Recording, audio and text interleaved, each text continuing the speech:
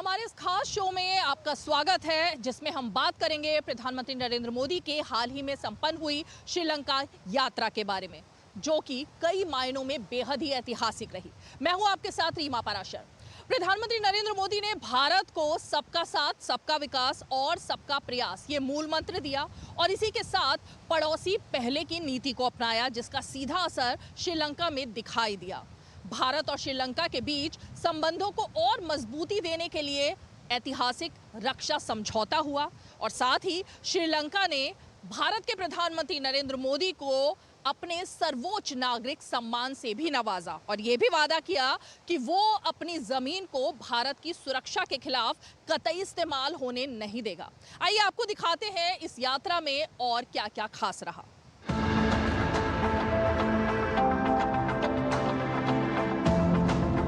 श्रीलंका एक द्वीपीय राष्ट्र जहां 2 करोड़ से ज्यादा लोग बसते हैं, हिंद महासागर में भारत के दक्षिण में बसा हुआ, मानो उपमहाद्वीप से टपका एक पवित्र अक्षर। तमिलनाडु के रामेश्वरम से लेकर श्रीलंका के त्रिकोमाली तक की ये दूरी सिर्फ किलोमीटर की नहीं, बल्कि ये हजारों वर्षों की सांस्कृतिक, धार्मिक और ऐतिहासिक यात्रा है। प्रधानमंत्री नरेंद्र मोदी ने इस यात्रा में पवित्र राम सेतु की झलक भी ली, वही पुल जिसे भगवान राम की वानर सेना ने माता सीता को रावण से मुक्त कराने के लिए बनाया था। ये यात्रा सिर्फ राजनीति नहीं, बल्कि यह पौराणिकता, परंपरा और परस्पर विश्वास की पुनर्स्थापना थी। प्रधानमंत्री मोदी ने रामेश्वरम से जुड़े उस स्थल की ओर भी इशारा किया जहां से भगवान राम ने वानर सेना के साथ राम सेतु का निर्माण कर सीता माता को लंका से मुक्त कराया था।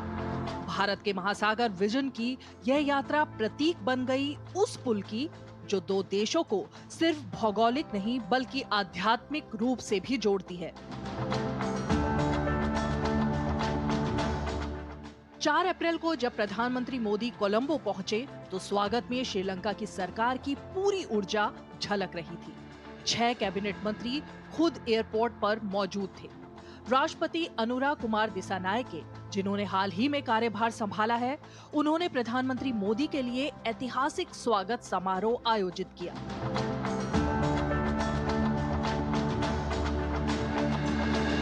कोलंबो के इंडिपेंडेंस स्क्वायर में, जहां उन्हें पहली बार किसी विदेशी नेता को त्रिसेना गार्ड ऑफ ऑनर और तोपों की सलामी दी गई।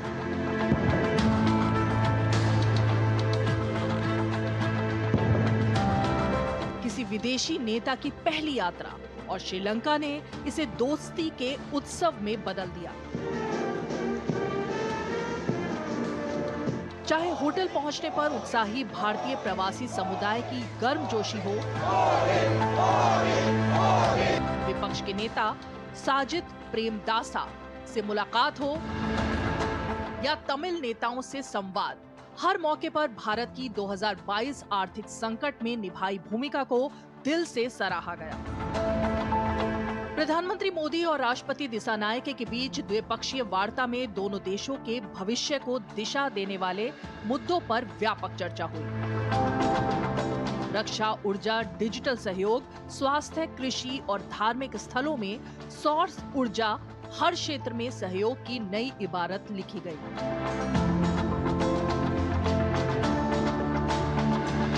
भारत ने सबका साथ, सबका विकास के विजन को अपनाया है। हम अपने पार्टनर देशों की प्राथमिकताओं को भी महत्व देते हैं। पिछले 6 महीनों में ही हमने $100 मिलियन से अधिक राशि के लोन को ग्रांट में बदला है। हमारी द्विपक्षीय डेट रिस्ट्रक्चरिंग एग्रीमेंट से श्रीलंका के लोगों को तत्काल सहायता और राहत मिलेगी। आज हमने इंटरेस्ट की दर को भी कम करने का निर्णय लिया है।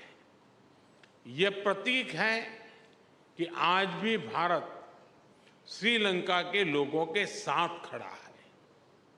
पूर्वी प्रांतों के सामाजिक और आर्थिक विकास के लिए लगभग 2.4 बिलियन लंकन रुपए का सहयोग पैकेज दिया जाएगा।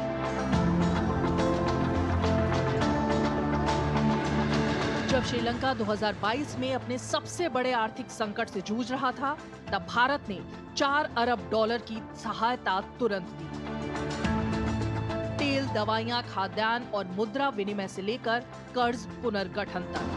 इस मुश्किल घड़ी में भारत पहला देश बना जिसने IMF पैकेज के लिए आवश्यक वित्तीय आश्वासन दिया, और वो भी तब जब चीन चुप था। यही वजह थी कि आज भारत श्रीलंका के लिए सिर्फ एक पड़ोसी नहीं, बल्कि संकट का साथी बनकर उभरा।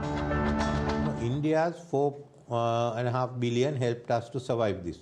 It has been difficult. I am the one who, we know that because there were time before we got the IMF coverage, we had to depend on what India gave us.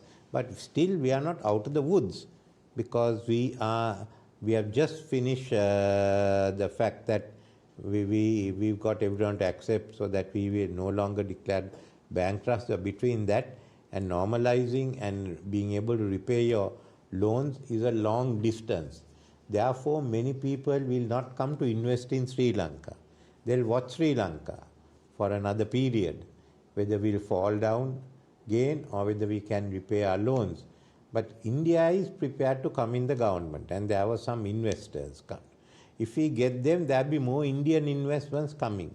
My plan was that in 2025 we have at least $3 million worth of Indian investments, as against a million. 3 billion. 3 billion, Yeah. as against 1 billion from outside. Later on, we could have changed the proportions, but initial 2 years required a lot of Indian investments. It's the Indian investments that have given others the confidence to come in, and as the economy improved. Secondly, we gain a lot. Logistics are there because Indian goods containers come into Sri Lanka. Then there's scope for, as we discussed, the Sri Lanka becoming an energy hub. I'm happy that the government is signing that agreement. That there are many other fields where we can really develop. Bharat न सिर्फ सबसे बड़ा निवेशक बन रहा है, बल्कि आज श्रीलंका का सबसे बड़ा पर्यटक स्रोत है, सबसे बड़ा व्यापारिक सहयोगी है, और अब सबसे भरोसेमंद रणनीतिक मित्र भी। देखिए, ऑलरेडी इंडिया और श्रीलंका का आर्थिक जो रिलेशनशिप है बहुत अच्छा है, पर और भी बहुत अच्छा हो सकता है, क्योंकि अभी देखो श्रीलंका में टूरिज़्म बहुत इंपॉर्टेंट रोल प्ले करता है। पर देखेंगे तो आप नंबर्स देखेंगे तो 30 मिलियन इंडियन ट्रैवलर्स सब जगह ट्रैवल कर रहे हैं, सिर्फ 4.5 लाख लोग यहाँ पे आ रहे हैं, तो और लोग आ सकते हैं और यहाँ का टूरिज़्म को बढ़ावा दे सकते हैं। सिमिलरली एक फिगर मैंने पढ़ा था कल परसों की, Indian businesses $36 billion globally spend कर रहे हैं, यहाँ पे सिर्फ 1.5 बिलियन डॉलर स्पेंड हुआ है लास्ट ईयर में। तो ये भी चांसेस है अगर और भी इंडियन बिजनेसमैन, इंडियन इंडस्ट्रियलिस्ट यहाँ पे कि इन्वेस्टमेंट करे, बहुत अच्छा होगा देश के लिए, श्रीलंका के लिए, और बहुत अच्छा होगा इंडियन इन्वेस्टर के लिए, क्योंकि रिटर्न्स का चांसेस भी बहुत ज़्यादा है, क्योंकि श्रीलंका बहुत अच्छा देश है बिज़नेस करने के लिए। तो ये सब उम्मीद है कि इंडियन इन्वेस्टमेंट आए, श्रीलंकन एक्सपोर्ट्स इंडिया चला जाए। तो इस विज़िट से उम्मीद है कि आर्थिक जो रिलेशनशिप्स है वो और ज़्यादा बढ़ेगी और बहुत इम्प्रूव होगी। कोलंबो के पास स्थित भारतीय शांति रक्षक बल यानी IPKF स्मारक पर जाकर प्रधानमंत्री मोदी ने उन 1100 से ज्यादा भारतीय जवानों को श्रद्धांजलि दी, जिन्होंने श्रीलंका में शांति की स्थापना के लिए प्राण अर्पित किए।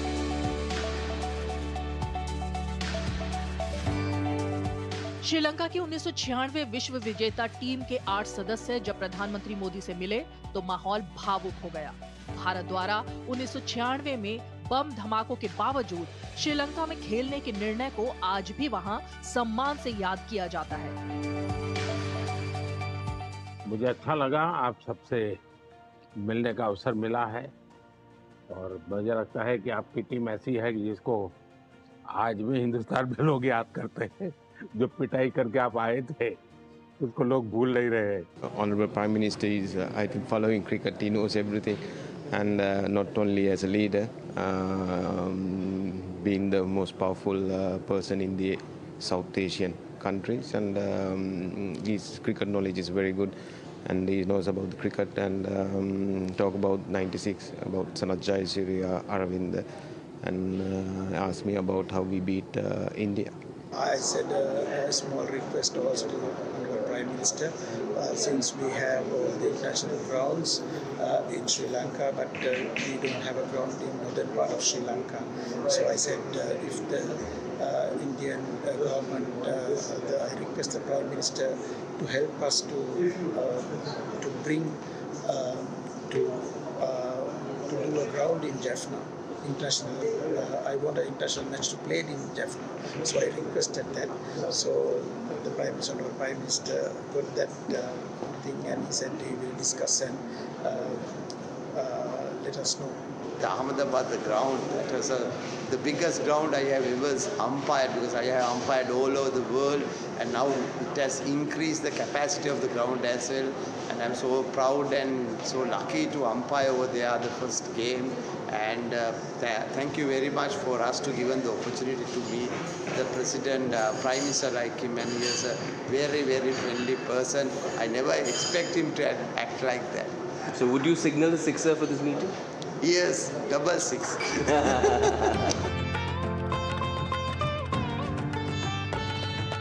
6 अप्रैल को प्रधानमंत्री मोदी पहुंचे श्रीलंका के पवित्र बौद्ध नगर अनुराधापुरा।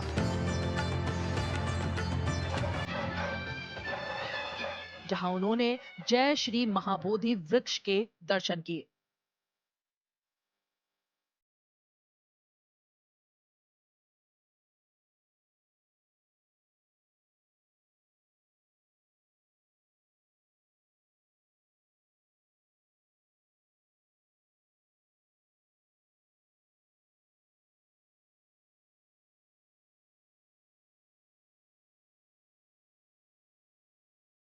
ये वही वट वृक्ष है जिसकी शाखा भारत से सम्राट अशोक की पुत्री संघमित्रा ने यहां लाकर रोपी थी।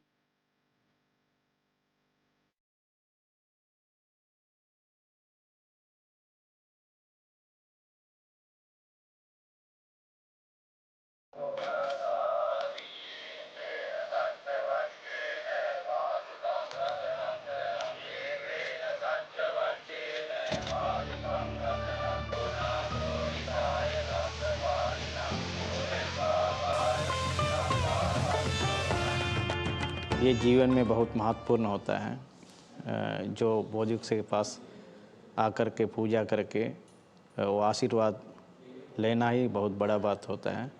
इसलिए जो प्रधानमंत्री जी दोबारा यहाँ पर आके पूजा कर रहा है, ये श्रीलंका में आने के बाद कोई भी यहाँ पे आ सकता है तो उनका जीवन का बहुत पुण्य का होता है। भारत और श्रीलंका का ज़्यादा जो मिलता है, क्योंकि ये बौद्ध धर्म के कारण विशेष करके जो भारत है हमारा जो श्रीलंका का सबसे नज़दीक देश है, और इसमें आज का नहीं संबंध बहुत पहले से है। अनुराधापुरा रेलवे स्टेशन पर प्रधानमंत्री ने भारत द्वारा समर्थित 2 परियोजनाओं की शुरुआत की। एक कोलंबो से अनुराधापुरा रूट का उन्नयन और दूसरी पूरे रेल नेटवर्क की सिग्नल प्रणाली का आधुनिकीकरण। Government of India had given one line of credit to Sri Lankan government and to upgrade the railway track from Maho to Omantai. It is around 128 kilometer long length, and we, the IRCON, which is a Government of India PSU in the field of construction of railway, highways, and many types of projects, we have got this opportunity to upgrade this track structure. The benefit out of this project would be that the people of the Sri Lanka from the northern part would be able to reach Colombo or the southern part in a much faster manner. The journey would be more reliable, more safe. It will improve and increase the tourism in the country. The employment generation would be more. It would be a game changer for the economy of the country, Sri Lanka.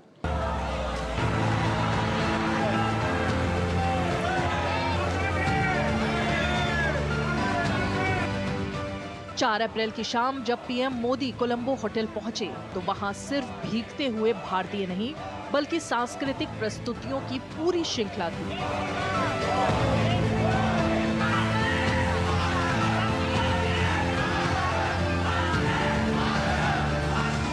So we welcome Prime Minister Narendra Modi to Sri Lanka. He's one of the most powerful leaders in the world, and it's a great honor to welcome him to our country. Modi 2028, 32, 36 जब तक रहे तब तक मोदी है। क्यों? मोदी का excitement है। एक बार आप मोदी बोल दो, देखो पूरा ही एकदम सब मोदी मोदी करने लगेंगे। मोदी श्रीलंका, मोदी अगर श्रीलंका में नहीं है, पूरे वर्ल्ड में है। अभी हमारा जीडीपी जिस हिसाब से ग्रोथ हो रहा है, मतलब अभी 2030 तक में हम लोग जीडीपी में बहुत आगे चले जाएंगे। मतलब हम लोग जिस प्रधानमंत्री के बारे में सोच रहे हैं वैसा प्रधानमंत्री हमें मिले हैं हर चीज में। रामायण की कथाओं पर आधारित श्रीलंकाई कठपुतली नाट्य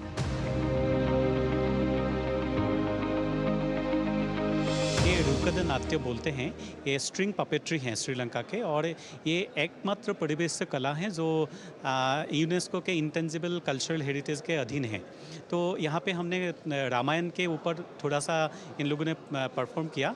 उन्होंने बहुत अप्रिशिएट किया, उनको बहुत अच्छा लगा। क्या बोले प्रधानमंत्री? प्रधानमंत्री ने बोला बहुत बढ़िया है, बहुत अच्छे से किए हैं जी। इसकी थीम के बारे में कुछ बात हुई, क्योंकि रामायण और रामायण सर्किट ये सब भारत के साथ सब कुछ जुड़ाव है, श्रीलंका और भारत। जी, ये एक्चुअली सुंदरकांड रामायण के ऊपर आधार करके बनाया गया है। छोटा सा प्ले है, लेकिन सुंदरकांड रामायण पे जैसे माता सीता थी अशोक वाटिका में, और उसी वक्त दासी जो त्रिजाता हैं वो आती हैं, वो बहलाने की कोशिश करती हैं और माता सीता को बोलती हैं कि हौसला देती हैं कि श्री राम आएंगे, और इसी के ऊपर एक्चुअली पूरा ये बनाया गया है। ताल नंदासिरी की तालबद्ध प्रस्तुति, पाली में गीता गोविंद, असमिया बारगीत के सिंघली अनुवाद और हिंदी नैतिक कथाओं पर आधारित ऑडियो बुक, ये सब भारत श्रीलंका की गहराई से जुड़ी सांस्कृतिक आत्मा को उजागर करते हैं।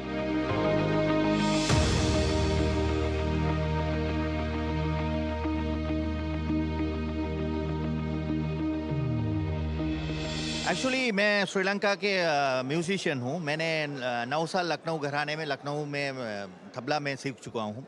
मैंने एक हमारे यहाँ श्रीलंका के गुरुजी हैं हमारे पीवी नंदसिरी जी, ये भी लखनऊ घराने की शिष्य हैं। उनके नाम पे एक ताल बनाया था। ये ऑड नंबर का ताल है, 8.5 मात्रे का, 8.5। इसमें मेरा गुरुजी का नाम ताल नंदश्री करके बताया, नाम हमने रख दिया। प्रधानमंत्री जी ने हमसे पूछा ये क्या है, हमने बताया ये नई ताल है, नई टेका है, मैंने बनाया। ये मेरे पहला, मतलब श्रीलंका में ये पहली ताल है ना। इसीलिए उन्होंने सबसे अच्छी बात ये कही, ये देखने के बाद, ये सुनने के बाद, हमारा जो हमने छोटा सा कोशिश किया वो सुनने के बाद हमसे कह रहे थे कि रियाज करते रहना, रियाज करते रहना। वो बहुत अच्छी बात है। वो बहुत मतलब हम बहुत खुश हैं ये हमारे गुरु के लिए, और हिंदुस्तानी संगीत और श्रीलंका के संगीत के लिए, और हमारे म्यूज़िक इंडस्ट्री के लिए ये काम कर सकता।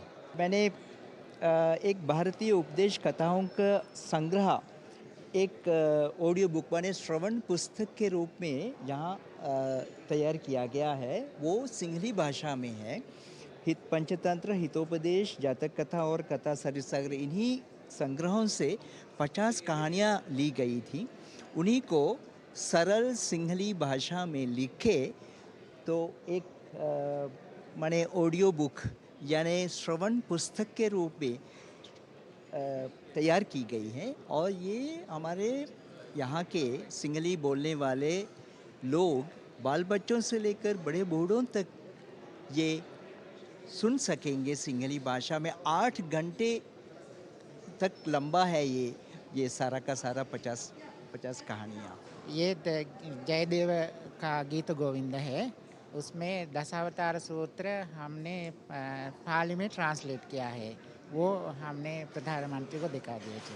क्या कहा प्रधानमंत्री ने आपसे?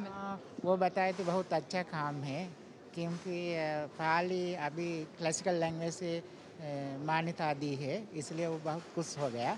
बहुत धन्यवाद दिया, बधाई दिया। This is a Borgit actually in the Assam language, Asmiya language. श्रीमंत शंकर देव और श्री माधव देव ने ये बोरगीत रचा बनाया है। हमने सिंहल भाषा में 2 गीत गाया है और रिकॉर्ड किया है।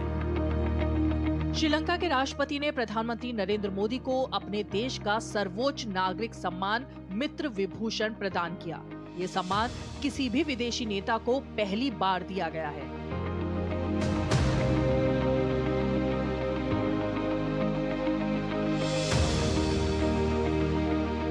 राष्ट्रपति दिशा नायक द्वारा श्रीलंका मित्र विभूषण से सम्मानित किया जाना मेरे लिए गौरव की बात है। यह सम्मान केवल मेरा सम्मान नहीं, बल्कि यह 140 करोड़ भारतीयों का सम्मान है।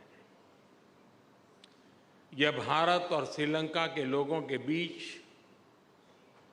ऐतिहासिक संबंधों और गहरी मित्रता का सम्मान है। Honorable Prime Minister Modi highly deserves this honor. Sri Lanka and India are not just countries in a map. These countries are linked in the history, and they have trade links and very deep friendships, and I would like to emphasize that matter. Also, Honorable the Sabbasa Sabvikas concept is also a concept of timely importance. This concept is put forward by Honorable Narendra Modi, and he has always extended hands of friendship to Sri Lanka and the people of the country. As a symbol of the great friendship of unstinted support extended by the Prime Minister of India. Bharat और श्रीलंका के रिश्ते सिर्फ समुद्र से जुड़े नहीं हैं, वो संस्कृति, सहयोग, संघर्ष और समर्पण से भी जुड़े हैं। प्रधानमंत्री मोदी की ये यात्रा एक ऐसे भविष्य की नींव है जो सिर्फ कूटनीति पर नहीं, दोस्ती और विश्वास पर टिकी है। यानी सदियों पुराना संबंध आज के विश्वास में बदला और कल की संभावनाओं की ओर बढ़ा। भारत श्रीलंका आदर्श पड़ोसी, साझेदारी की एक मिसाल।